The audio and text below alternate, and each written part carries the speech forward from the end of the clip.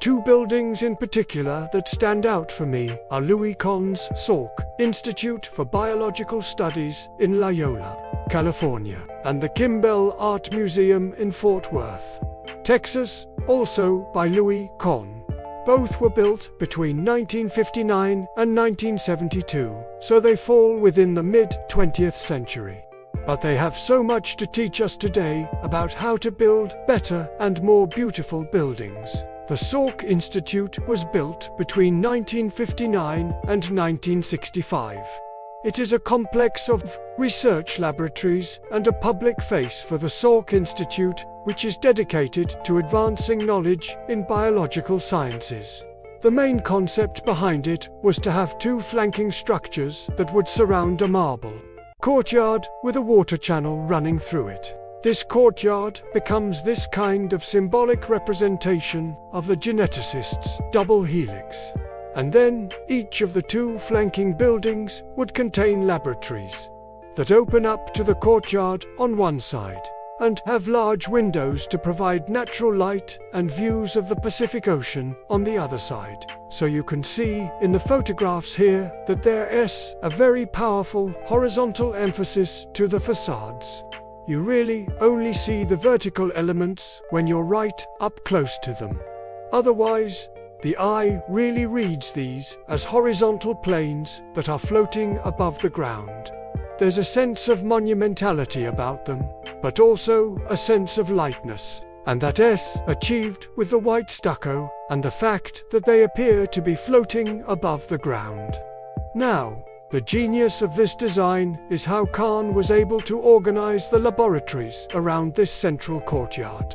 Each of the labs has access to natural light from above and views to the outside, which is not something that you typically find in laboratories. Usually, laboratories are dark and they're kind of windowless, and they're stacked on top of each other.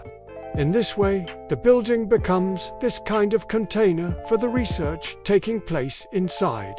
It's almost like the building itself is a piece of scientific equipment that is used to advance the mission of the Institute. The second building that I want to talk about is the Kimbell Art Museum in Fort Worth, Texas. It was built between 1966 and 1972. And it is known as one of the masterpieces of 20th century architecture.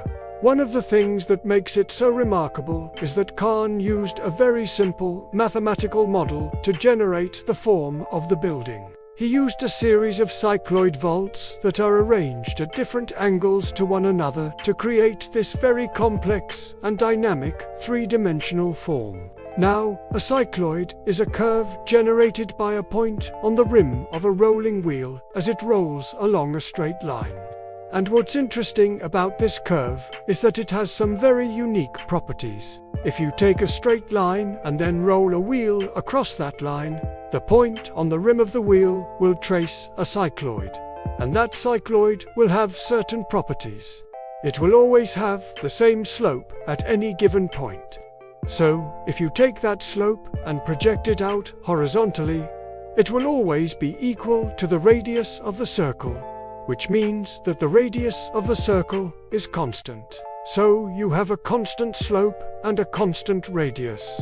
And that creates a very stable structural condition. And that's what makes the cycloid so useful for structural engineering.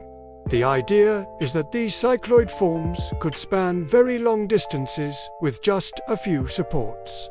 And that's exactly what Kahn did here at the Kimbell. He used these cycloid vaults to create these very large open spaces without any interior columns. The other thing that is so remarkable about the Kimbell is the way that Kahn used concrete as both a structural element and as a material element. So the concrete is both the form and the structure. He was able to do this because of a new material that was developed in the 1950s, called high-strength aggregate concrete.